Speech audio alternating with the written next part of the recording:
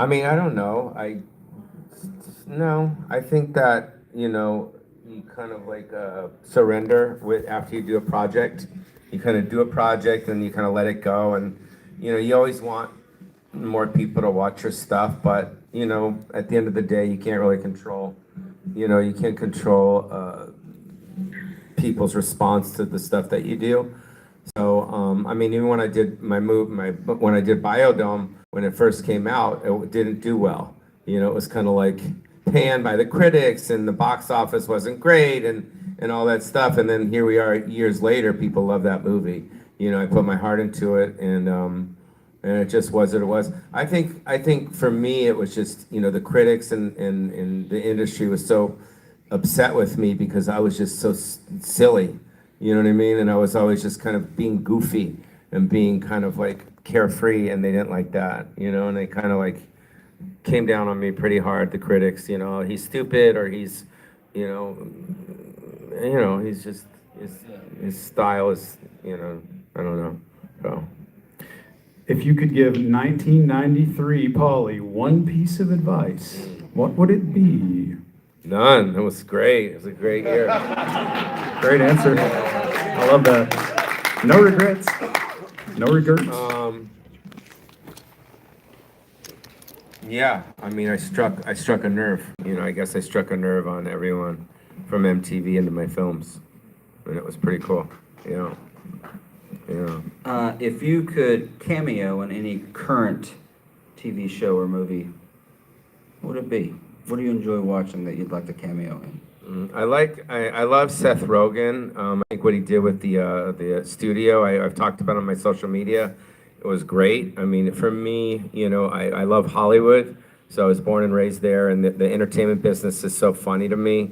And I think with like Entourage and Curb Your Enthusiasm and shows like that, this kind of falls in that space. And I thought the studio was like it was long. It was like 10 episodes on Apple, and it was just I don't know. It was done so well, and I mean, I'd love to be on that show. I just thought it was really funny. What was the wildest moment? It's like I'm getting double teamed by these guys. Jesus, they're coming at me, pretty aggressive, bro. It's like a porno almost. You know what I mean? Whoa, bro. Okay. Am I blushing? Yeah. All right. All right. What was the wildest moment you experienced during your MTV VJ days? I remember getting kicked out of a Lenny Kravitz concert in Japan when I snuck in with my crew. That was pretty crazy. We were doing Totally Pauly in Japan, and Lenny, they didn't know me there, and I would just kind of roll up with my camera like I do with my Instagram, and I was just like, oh, Lenny's my friend, and then and it just became really crazy, and like security and the police, and then the backstage and all that stuff. Also, that happened when I was I did in 2007. I did a mockumentary called Adopted, where two people saw it. Okay, great. Where I go to Africa to adopt a black child, and now you definitely can't do that now. It'd be pretty, I don't know. But at the time, it was really hilarious. And I remember going to the Oprah school, because Oprah Winfrey had a school in Africa, where she bought a school for, young black women. And I'm like, hey, I'm here to see Oprah. She sent me to find a black child. And the security there wasn't too happy with that. But it was all played very real, which made it way funnier to me. You know what I mean? Yeah. But it wasn't done in a mean way. It was done in a sincere way. So you were doing that sort of comedy before Sacha Baron Cohen did that sort of I did that. Yeah, I was the first. I think I was one of the first. If you really kind of do the history of my stuff, is like MTV was the first kind of, I don't want to say reality show, but it was the first unscripted kind of like messing with people on the street thing before that became popular. Yeah, so so I'm responsible for the world being so shitty right now. So sorry. I just like messing with people, I get off on it. I like flying coach. When I fly Southwest. I like Southwest. I think it's hilarious, and the people on there are so funny. So I like sitting next to chubby people in Southwest. It's my favorite. I squeeze their arms. I'm like, whoa, bro, why are you in my real estate? Do you ever tell them that you're sorry to wheeze on their grindage? Oh, it's on the grindage, bro. No, I don't know. I love people. You know, I get off on people. So like I see, like you people are hilarious to me. So like I run around the Comic Con. If you follow my Instagram, you can see I just mess with people. I just love it. You guys are so adorable, and I love the celebrities here, like messing with Corey Feldman. You know, he acts like he likes me, but I know he's kind of, which is hilarious to me. You know who loves me? Danny Trejo. Fuck, he loves me because he thinks I'm Rob Schneider. Anyways. I don't know. I love messing with people. Have you ever And when they don't know me, that's when I get excited. Yeah. I mean, have you ever been in the same room as Rob Schneider? So. Yeah, no, he's a friend of mine. Oh. Yeah. So you're not Rob Schneider. Yeah, he's fine. Well, he's just fine. He loves Trump. He's into Trump. Yeah, he is. All right, no more questions. Okay, guys, go to you guys. No. You guys, what? Sorry. Yes, sir. Yeah. Was the character in Encino Man specifically written for you? And also, was there a lot of improvising? Yes. Next question. No. When we did the Encino Man, they wanted me to play the caveman originally, which was weird because we told Jeffrey Katzenberg, who ran the studio, we say cavemans don't talk, and I speak. I have a whole language and a whole thing that I created, and so what we did is the script originally was just about, I guess, two loser kids that find this caveman, and then me and the writers went in and rewrote the whole, my whole part for Stoney. It was kind of based off of my MTV stuff, which was based off of other stuff. And then as far as improvising, I always improvise. That's my favorite part about acting is taking the actors on a ride where they don't know where they're going to go with me. Even that, it's like in Biodome, like if you see Biodome, like I mess with Steven a lot, but I did it while we were rolling, not knowing, you know what I mean? And I think that's the best stuff. No. Yeah. Back in the 80s when you were at the Comedy Store with Robin Williams, Sam, and just so many of them, Roger Dangerfield, like, would you talk about some of that? Yeah, I mean, it was, for those that don't know, my parents started a place called the Comedy Store on Sunset in 1972, so I've been around stand-up comedy since I was pretty much 4 years old. So I got to see in the comedy boom in the 1970s was so big. You had guys like David Letterman and Arsenio and Howie Mandel and I don't know, Roseanne Barr and Louis Anderson, and they all kind of came out there, and I was there, right there, and it was pretty exciting. It was before social media, so everyone was very loose, and everyone was kind of being themselves, and there was no judging, and everyone was really cool. Robin Williams was the most brilliant comic I've ever seen. He would grab the mic, and he would take this audience and just start messing with you guys. He would just literally go in the audience and just, you wouldn't know. I mean, he was on cocaine at the time, but besides that, no. So he would just, he came from that kind of, that school of background, that Groundlings kind of school of background, and he would just light up a room. And then you guys got guys like Richard Pryor, who was, he was a raunchy comic, but so lovable at the same time.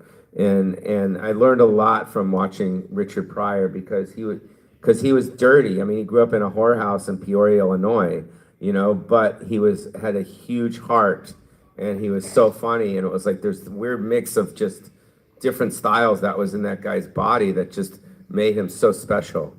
And then of course Sam Kinison, a lot of people remember him or don't remember him, but he had a special run, and he was a special guy too. But a lot of those guys all had big hearts and very sweet. Yeah. Next question.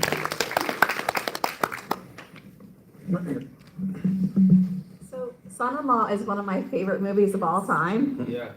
What was it like at all going from being in Hollywood to like in the middle of nowhere and messing with people there? It was real. I mean, that's part of the reason why I think that movie did well, because I did come from West Hollywood. Born and raised in the most liberal city in the world. and being thrown in the farm and thrown in that area and riding the pig and being around the country people was authentic, and it was, it made me feel weird, and it was interesting because when I first started doing stand-up, Sam Kennison was the one that took me out to the middle of the country, and I got to see just normal people that live out there, and it was, again, I was so fascinated. I'm still fascinated with people out there. So with Son-in-Law, it was, all those characters were kind of perfect. The dad was great, the girl was great, the grandfather, everyone was great in that film. It was just fun to act with those people, Next. Right here in the front row.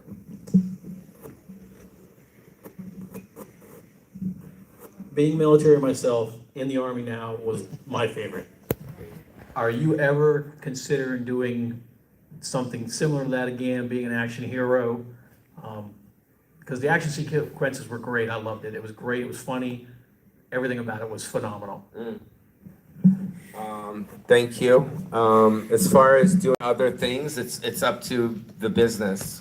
You know what I mean? I'm at a place in my life and my career where I only want to do things that I only want to do. So whether it's something dramatic, whether it's the Richard Simmons thing, which I'm interested in doing, whether it's another kind of military thing, if it comes my way and it's a good cast and it's a good director and a good producer and it's something that hits my heart, then I'll do it. Yeah.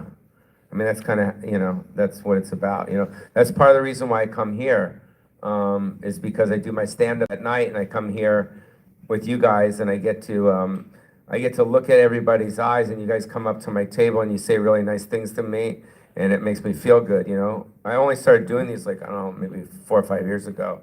And, it's pretty cool, that whatever I did made you guys feel the way that you felt, it's like it's reciprocal. So however I made you feel, you made me feel too. So it's cool, yeah. Front row to your right, Josh. The Goonies guy. What's up, So- buddy? I share your movies with my daughters. I've got a 21-year-old daughter that loves your stuff. I've got a 13-year-old daughter that hasn't seen everything you've done yet, but you still continue to resonate, to connect with kids that live in a generation completely and totally sheltered from the kinds of things we saw and enjoyed. What would you tell kids they're missing the most from that sheltering, from that sense of, we've got to be careful about what's funny now? What do you think kids are missing the most from the era we grew up in? I think that boat has sailed. I think kids are so messed up now, unfortunately, that you can tell them whatever you tell them, but they're still going to look at their TikTok. They're still going to go to their thing, and that's what AI is going to screw things up even more. But that's just, unfortunately, it's just the way the business is. And, it's like, we had the Beatles, we had Led Zeppelin, we had The Who, we had the Rolling Stones, we had the Clash, we had the best music. And you try to tell your kids about the Clash or like, Sex Pistols, they're going to be like, where's the DJ? You know what I mean? Where's the beatbox? Where's the computer? You know what I mean?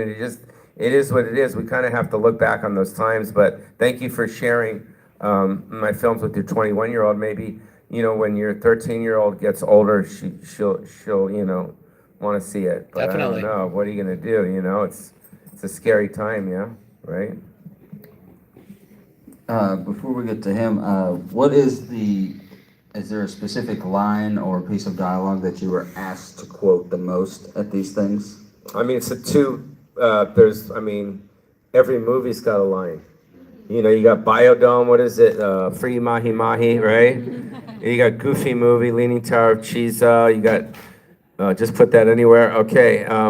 No, there's Wheeze and the Juice from Encino Man, and then Inbreeders from Son-in-Law. And then I don't remember Jury Duty. I don't remember. I love Jury Duty. Jury Duty was cute, yeah. Yeah, talking about a Goofy Movie and doing that, what's that like for the difference between doing live action and animation? What was it like working with Disney? Did you like the animation better and recording? When I did a Goofy Movie, I didn't know what the hell was going to happen with that movie. I'm like, it's like you do something, and then you kind of move on. And the fact that it did what it did is, I don't want to say surprising to me, but I didn't know it was going to do what it did. I didn't know it was going to resonate so much. So I don't know. The thing about me is I put my heart into stuff, and that's where I lead with. So when I showed up to do the voiceover for the Goofy movie and Bobby, I just put my heart into it. I have fun. Even Pinocchio, where I play Pinocchio, same thing. That went viral, and everyone was talking about that. So I don't know. I think I just lead with my heart and see what happens. So, We got time for one more. This gentleman right back here. Grand finale. No pressure.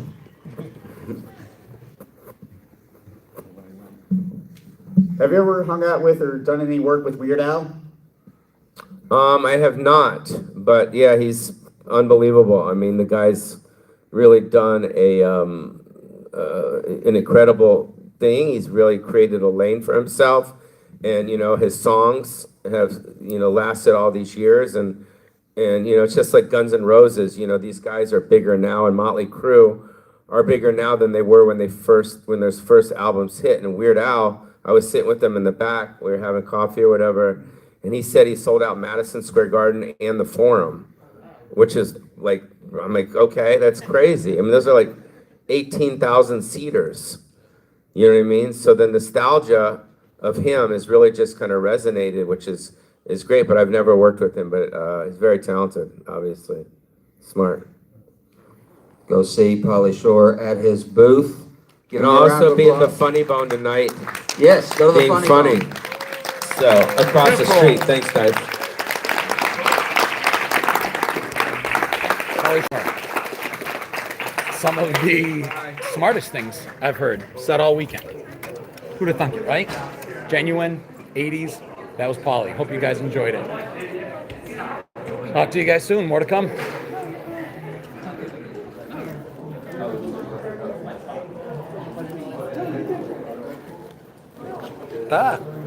Off.